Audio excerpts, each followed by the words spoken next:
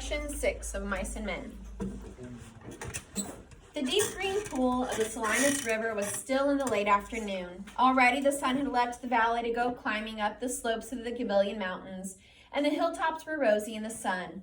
But by the pool among the mottled sycamores a pleasant shade had fallen. A water snake glided smoothly up the pool, twisting its periscope head from side to side, and it swam the length of the pool and came to the legs of a motionless heron that stood in the shallows. A silent head and beak lanced down and plucked it out by the head, and the beak swallowed the little snake while its tail waved frantically. So again, there's a theme that you're seeing consistently throughout this novel. We've talked about it with the puppies, we've talked about it with the old dog. Here it is again, where it's the survival of the fittest, okay? Like whichever one is the strongest, that's what's going to survive here. A far rush of wind sounded, and a gust drove through the tops of the trees like a wave. The sycamore leaves turned up their silver sides. The brown, dry leaves on the ground scudded a few feet, and row on row of tiny wind waves flowed up the pool's green surface. As quickly as it had come, the wind died, and the clearing was quiet again. The heron stood in the shallows, motionless and waiting. Another little water snake swam up the pool, turning its periscope head from side to side. Suddenly, Lenny appeared out of the brush, and he came as silently as a creeping bear moves.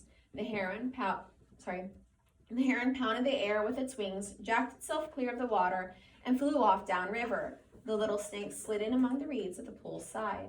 Lenny came quietly to the pool's edge. He knelt down and drank, barely touching his lips to the water. When we met Lenny, how did he drink that water? He was gulping it, right? He was inhaling it like a horse, is what they said. And here is quite the opposite. It's calm and it's peaceful.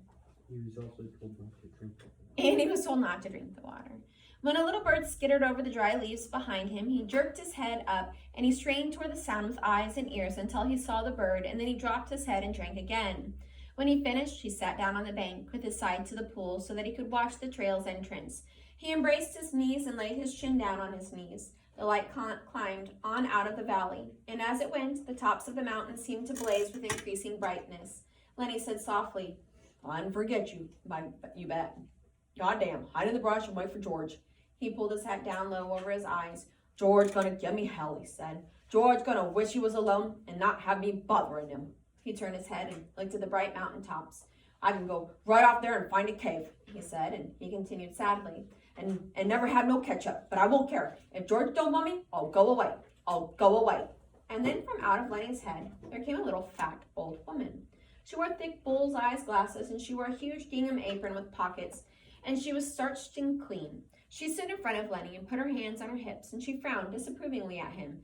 And when she spoke, it was in Lenny's voice. "I told you and I told you," she said. "I told you. Mind George, 'cause he's such a nice fella and do good things. But you don't ever take no care. You do bad things." And Lenny answered her. "I tried, Aunt Clara, ma'am. I tried and I couldn't help it." "You never give a thought to George," she went on in Lenny's voice. "He been doing nice things for you all the time. When you get a piece of pie, you always get half or more than half. And if there was any ketchup, why, he'd give it all to you." "I know," said Lenny miserably. "I tried, Aunt Clara, ma'am. I tried and tried." She interrupted him. "All the time he could have had such a good time if it wasn't for you. He could have took his pay and raised hell in a whorehouse, and he could have sat in a pool room and played snooker, but he got to take care of you." Lenny moaned with grief. "Oh, I know, Aunt Clara, ma'am. I'll go right off of them hills and find a cave, and I'll live there so I won't be no trouble to George." "You just say that," she said sharply. "You're always saying that, and you know, son of a bitch, and well, you ain't never gonna do it. You just stick around and stew the bejesus out of George all the time." Lenny said, "I might as well just go away. George ain't gonna let me tend no rabbits now." Aunt Clara was gone, and from out of Lenny's head there came a gigantic rabbit. So, is she really there? No. What's he doing here?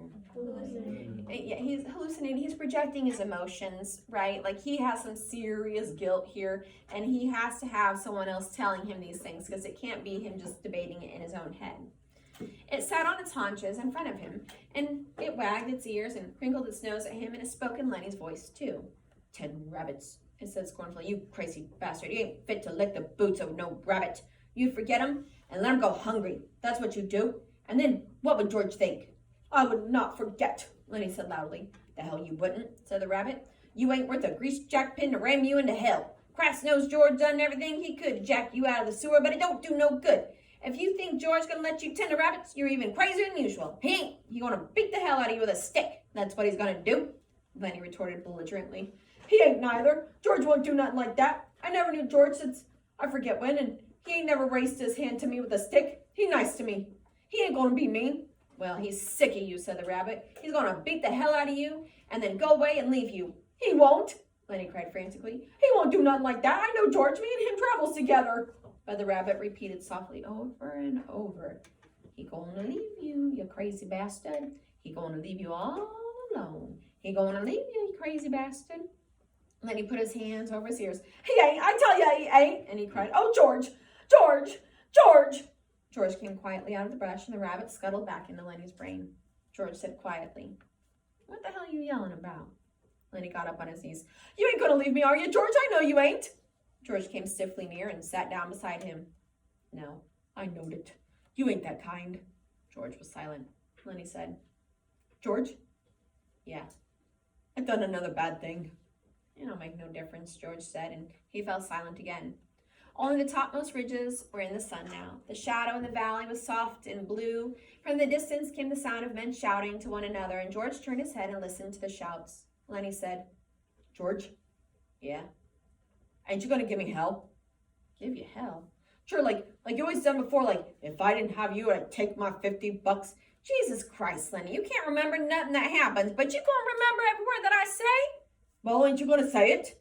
George shook himself, and he said woodenly, if I was alone, I could live so easy. His voice was monotonous. It had no emphasis. I could get a job and not have no mess. He stopped. So what is George doing? Like he knows he's gonna die. Okay. Giving Lenny the peacefulness that he wants. Okay. He's being monotonous. Is he showing any emotion whatsoever?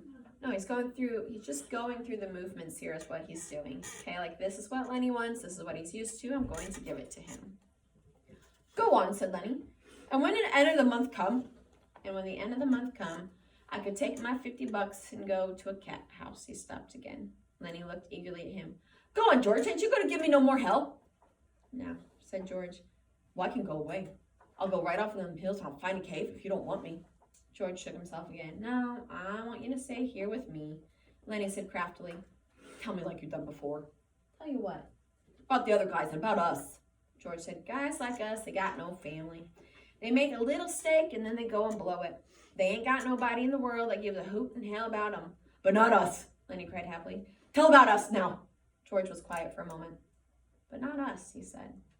Because I got you and I got you.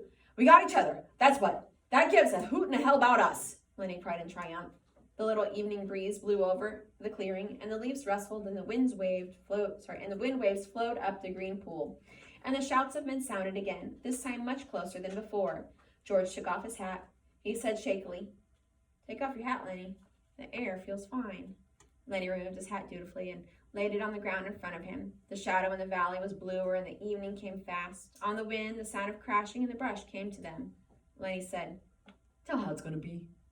George had been listening to the distant sounds for a moment. He was businesslike. Look across the river, Lenny. I'll tell you so you can almost see it. And then he turned his head and looked off across the pool and up the darkening slope of the Gabillions. We won't get that little place, George said. He reached in his side pocket and brought out Carlson's Luger. He snapped off the safety, and the hand and gun lay on the ground behind Lenny's back. He looked up the back of Lenny's head at the place where the spine and the skull were joined. A man's voice called from upriver, and another man answered. Go on, said Lenny.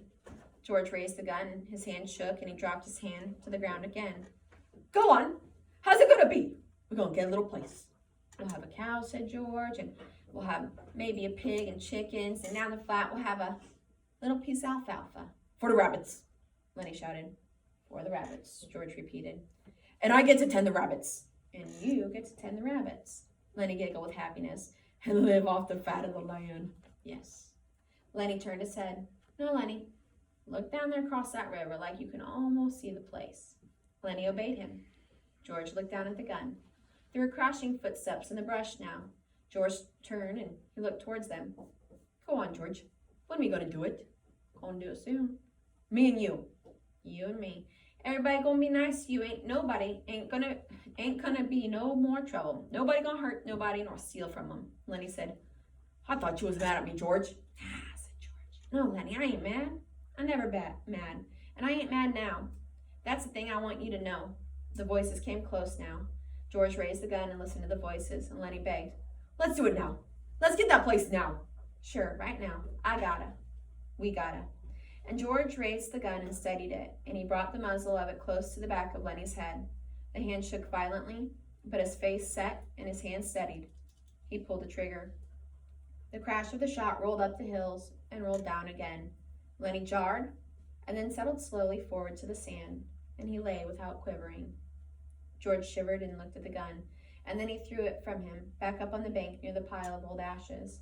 The brush seemed filled with cries and with the sound of running feet. Slim's voice shouted, George? Where you at, George? But George sat stiffly on the bank and looked at his right hand that had thrown the gun away. The group burst into the clearing, and Curly was ahead. He saw Lenny lying on the sand. Got him, by God! He went over and looked down at Lenny, and then he looked back at George. Right back of the head, he said softly. Slim came directly to George and sat down beside him, sat very close to him. Never you mind, he said Slim. A guy got to sometimes. But Carlson was standing over George. How'd you do it, he asked. I just done it, George said tiredly. Did he have my gun? Yeah, he had your gun. And you got it away from him and took it and you killed him? Yeah, that's how. George's voice was almost a whisper. He looked steadily at his right hand and that had held the gun. Slim twitched George's elbow. Come on, George. Me and you'll go in and get a drink. George let himself be helped to his feet. Yeah, a drink. Slim said, you had it, George. I swear you had it. Come on with me. And he led George into the entrance of the trail and up toward the highway. Curly and Carlson looked after them, and Carlson said, now, what the hell you suppose is eating them two guys? What? Best friend? That's it.